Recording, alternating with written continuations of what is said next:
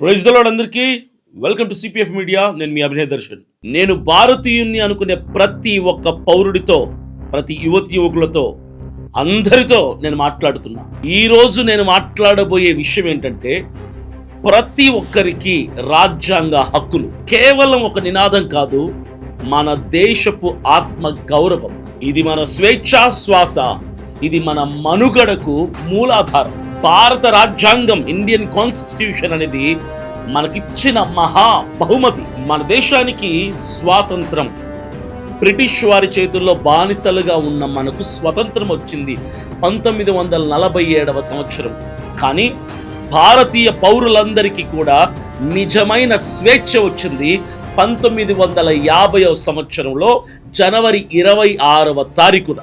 అప్పుడే భారత రాజ్యాంగం, ఇండియన్ కాన్స్టిట్యూషన్ మనుషుల గౌరవాన్ని పెంచే విలువ అమల్లోకి వచ్చింది. డాక్టర్ బిఆర్ అంబేద్కర్ గారు కుల మత వర్ణ వర్గ భేదమేమీ లేకుండా సమాన హక్కులు చూసి మనుషులందరూ ఒకటే, మనుషులు మతంతో కులంతో కాదు, అందరూ సమానంగా ఉండాలి అని ఆ సమాన హక్కులలో నుంచి తీసుకొచ్చిందే ఒక రాజ్యాంగం. సమాజములో ప్రజలందరికీ ఒకటే రాజ్యాంగం, అన్ని మతాలు, అన్ని కులాలు, అన్ని వర్గాల, అన్ని జాతుల వారికి ఒకటే రాజ్యాంగాన్ని ఇచ్చారు డాక్టర్ అంబేద్కర్ గారు. ఆ రాజ్యాంగమే మనకు చెప్పింది, కులమత వర్ణ వర్గ భేదమేమీ లేకుండా ఏ ఒక్కరికి వివక్ష చూపొద్దు, అందరూ సమానమే, అందరూ ఒక్కటే అని. మన హక్కులు కాగితాలకి పరిమితం కాకూడదు, కాగితాల మీద రాయటంతో ఆగిపోకూడదు. మన హక్కులు మన రక్తములో ఉండాలి, మన మాటలో ఉండాలి, మనం వేసే ప్రతి అడుగులో ఉండాలి, మనం ప్రశ్నించే ప్రశ్నలో ఉండాలి. రాజ్యాంగం, ఇండియన్ కాన్స్టిట్యూషన్ భారతీయులందరికీ ఇచ్చింది 5 ముఖ్యమైన హక్కులు. సమానత్వ హక్కు, రైట్ టు ఈక్వాలిటీ. స్వేచ్ఛా హక్కు, రైట్ టు ఫ్రీడమ్. హింస నుంచి రక్షణ హక్కు, రైట్ టు ఎక్స్ప్లోడేషన్. మత స్వేచ్ఛా హక్కు, right to freedom of religion.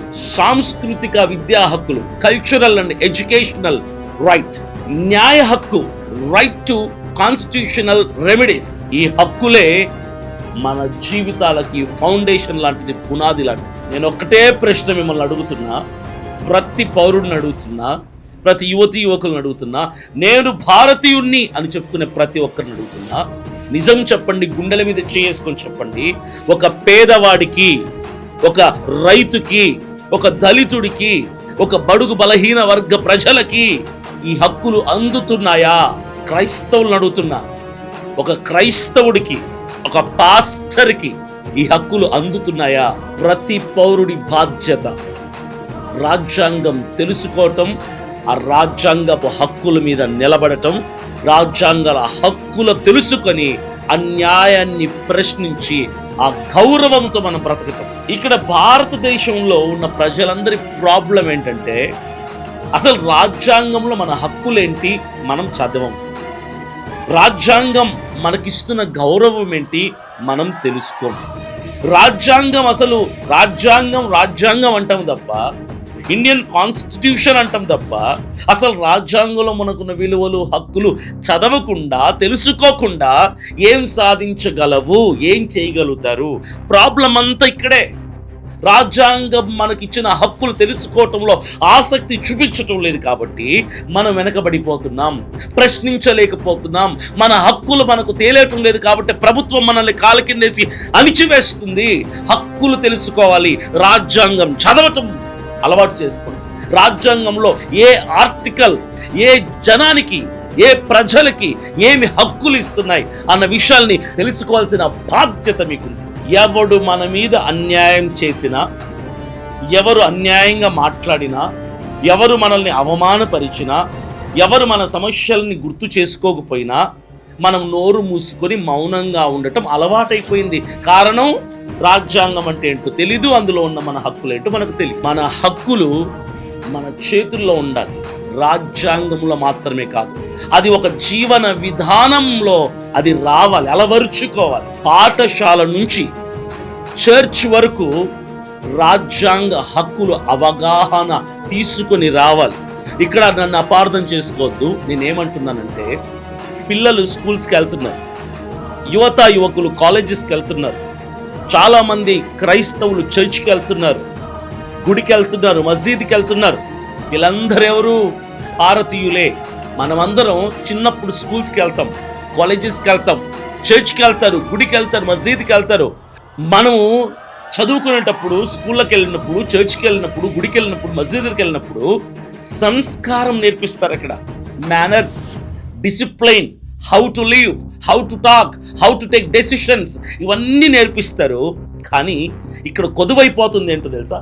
ఇబ్బందిగా మారుతుంది ఏంటో తెలుసా? రాజ్యాంగం మనకు తెలియకపోవటం. అందుకే నేను అంటున్నా, పాఠశాల నుంచి, కాలేజ్ నుంచి, చర్చ్ వరకు మనకు రాజ్యాంగం అనేది ఒక లెసన్గా రావాలి. చర్చిలో ఆదివారం, బుధవారం, శుక్రవారం, శనివారం ఆరాధనలు జరుగుతాయి. మీరు ఏదో ఒక రోజు ఒక్క 10 నిమిషాలు క్రైస్తవులకు రాజ్యాంగంలో డాక్టర్ బిఆర్ అంబేద్కర్ గారు ఇచ్చిన హక్కులు ఏంటో చెప్పండి. అప్పుడు క్రైస్తవుల మీద, పాస్టర్ల మీద, చర్చిల మీద జరుగుతున్న దాడులకి క్రైస్తవులు స్పందిస్తారు, ప్రశ్నిస్తారు, ధైర్యంగా ముందుకు అడుగులేస్తారు. నా హక్కులకు వ్యతిరేకంగా ప్రవర్తిస్తున్నారని ముందుకు వెళ్ళగలుగుతారు. చర్చిలో కాన్స్టిట్యూషన్ గురించి, రాజ్యాంగం గురించి ఏదో ఒక టైం తీసుకుని ఒక్క 10 నిమిషాలు చెప్పండి. ఈరోజు క్రైస్తవులకు అవసరం రాజ్యాంగం హక్కులు తెలుసుకోవడం. ఒక పాస్టర్కి రాజ్యాంగ హక్కులు తెలుసుకోవటం అవసరం. స్కూల్ పిల్లలకు నేర్పించండి రాజ్యాంగం అంటే ఏంటో. కాన్స్టిట్యూషనల్ రైట్స్ తెలియచేయండి. కాలేజీ పిల్లలకి కాన్స్టిట్యూషనల్ రైట్స్ తెలియచేయండి. రాజ్యాంగపు హక్కులు తెలియాలి. ఆ బాధ్యత మనకుంది. చిన్నప్పటి నుంచి కదా నేర్పించాలి. అసలు మన హక్కులేంటి, మన కులానికి అంబేద్కర్ గారు ఇచ్చిన హక్కులేంటి, మన జాతికి అంబేద్కర్ గారు ఇచ్చిన హక్కులేంటి. ఈ హక్కులు తెలుసుకుంటే కదా మనకు ఒక కాన్ఫిడెన్స్ ఉంటుంది మన వే ఆఫ్ లివింగ్ స్టైల్లో. ఇవి తెలుసుకోకపోవటం వల్లే మనం వెనకబడిపోతున్నాం. ఈరోజు కాన్స్టిట్యూషన్ చాలా మందికి కాదు, 199 మందికి తెలియదు. గుడ్డిగా వెళ్ళిపోతున్నారు. ఎక్కడ దాడులు జరిగినా, ఎక్కడ పోలీసుడు ఆపేసినా, ఎక్కడ ప్రభుత్వం నిందించినా, ప్రశ్నించినా, అన్యాయంగా దురుసుగా ప్రవర్తించినా మాట్లాడలేకపోవటానికి గల కారణం ఏంటంటే అసలు నీ హక్కు నీకు తెలియకపోవటం. అంబేద్కర్ గారు ఇచ్చినటువంటి రైట్ నీకు తెలియకపోవటం. అందుకే నేను అంటున్నా, పాఠశాల నుంచి చర్చ్ వరకు కాన్స్టిట్యూషనల్ రైట్స్ని నేర్పించండి. ఒక లెసన్గా పెడతారో, ఒక పీరియడ్గా పెడతారో, ఒక టైం కేటాయిస్తారో, ఏదేమైనా చిన్న పిల్లవాడు ఎదుగుతున్నప్పటి నుంచి పెద్దవాళ్ళ వరకు, మరణానికి కాలు చాపుకున్న వృద్ధుల వరకు కాన్స్టిట్యూషనల్ రైట్స్ తెలియాలి. భారత రాజ్యాంగపు హక్కులు తెలియాలి ప్రతి పౌరుడికి కూడా. కులమత వర్ణ వర్గ భేదమేమి లేకుండా ప్రతి ఒక్కరికి రాజ్యాంగ హక్కులు తెలియాలి. అది మన బాధ్యత. మన పిల్లలు మహాత్మా గాంధీ, అంబేద్కర్, జ్యోతిరావు పూలే వంటి మహనీయులు ఎవరెవరైతే మన భారతదేశానికి స్వాతంత్రం తీసుకురావడానికి సమరయోధులుగా ఉన్నారో, ఈ ముగ్గురు మాత్రమే కాదు, ఇంకా చాలా మంది, సుభాష్ చంద్రబోస్, వీళ్ళందరూ గొప్ప గొప్ప వాళ్ళందరూ. వాళ్ళ గురించి తెలుసుకో. వాళ్ళు ఎలా ఫైట్ చేశారు, ఏ హక్కుతో ఫైట్ చేశారు, ఎలా పోరాడారు, దేశం స్వాతంత్రం రావడానికి ఇంతమంది ప్రాణత్యాగం చేశారు. ఇవన్నీ అర్థం కావాలి మన పిల్లలకి. వాళ్ళకు నేర్పించాల్సిన బాధ్యత ప్రతి తల్లి తండ్రి. ఎందుకో తెలుసా? మన పెద్దవాళ్ళు ఎవరైతే స్వతంత్రం కోసం పోరాడారో, ఎవరైతే రాజ్యాంగాన్ని రాశారో, ఇవి మనం తెలుసుకోకపోతే మనం ప్రశ్నించే హక్కుని కోల్పోతాం, బానిసలాగా బ్రతుకుతాం. ఆనాడు బ్రిటిష్ వాళ్ళ చేతుల్లో, ఈనాడు ప్రభుత్వాల చేతుల్లో. కాబట్టి పెద్దవాళ్ళు మనకు ఇచ్చిన హక్కులు మనం తెలుసుకొని, ఆ హక్కుల్ని పునాదిగా వేసుకొని, ఆ హక్కుల మీద నిలబడిన రోజే మన గౌరవం, మన ఆత్మగౌరవం మనం కాపాడుకున్న వాళ్ళం అవుతాం. రాజ్యాంగం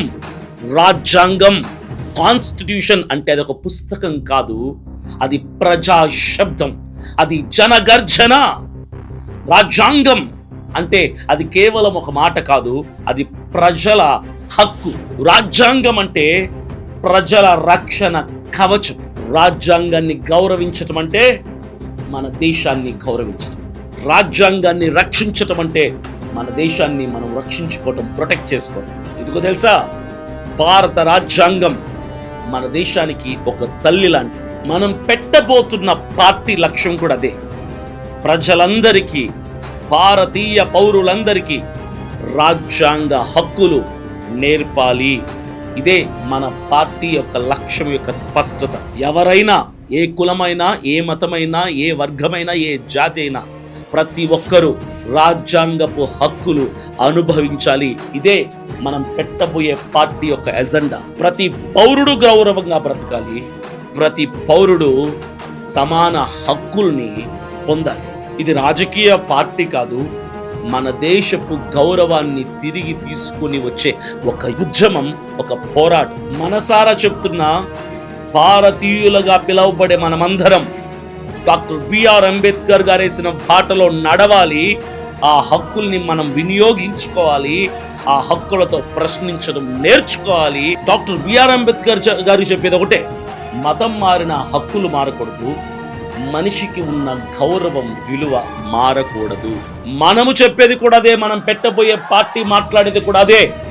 రాజ్యాంగం అందరికీ సమానంగా ఉండాలి. ఆ హక్కులు ఏ వర్గానికైనా, ఏ జాతికైనా, ఏ మనిషికైనా సమానంగా ఉండాలి. నా విన్నపం, నా రిక్వెస్ట్ ఒకటే, నేను భారతీయుణ్ణి అని చెప్పుకునే ప్రతి పౌరుడు కొట్టి చెప్తున్నా, రాజ్యాంగపు హక్కులు నేర్చుకోండి, ఆ విలువని కాపాడుకోండి, ప్రశ్నించటానికి అడుగులు ముందుకేయండి, రాజ్యాంగాన్ని కాపాడే యోధులుగా మారండి. మనం గర్జించాల్సిన సమయం వచ్చింది. హక్కులు అందరికీ, సమానత్వం అందరికీ, రాజ్యాంగం అందరికీ, ఈ నినాదంతో మనం ముందుకెళ్లాల్సినటువంటి అవసరత వచ్చింది. ఒకటే చెప్తున్నా, భారతీయులందరికీ, నేను ఒక కులాన్ని, ఒక వర్గాన్ని, ఒక మతాన్ని అడ్డు పెట్టుకుని మాట్లాడటంలా, నా భారతీయ పౌరులందరితో నేను మాట్లాడుతున్నాను. అంబేద్కర్ గారు ఇచ్చిన హక్కులతో మనం పోరాడదాం, ప్రశ్నిద్దాం, నిలబడదాం, ముందుకెళదాం. ప్రాణాలు పలంగా పెట్టైనా సరే మనం ఎక్కడా వెనకడుగు వేయకుండా ముందుకెళ్ళాలి అని నేను ఆశిస్తున్నా. కొత్త పొలిటికల్ పార్టీతో నేను వస్తున్నా. మీ ఇంటి బిడ్డగా, ఓ తోబుట్టువుగా, సామాన్యుల గలముగా, చరిత్రను తిరగరాసే కలముగా, మీ ధైర్యముగా, ఓ సైన్యముగా అన్యాయాన్ని ప్రశ్నించటానికే నేను వస్తున్నా. మీ అభినయ్ దర్శన్. Thank you.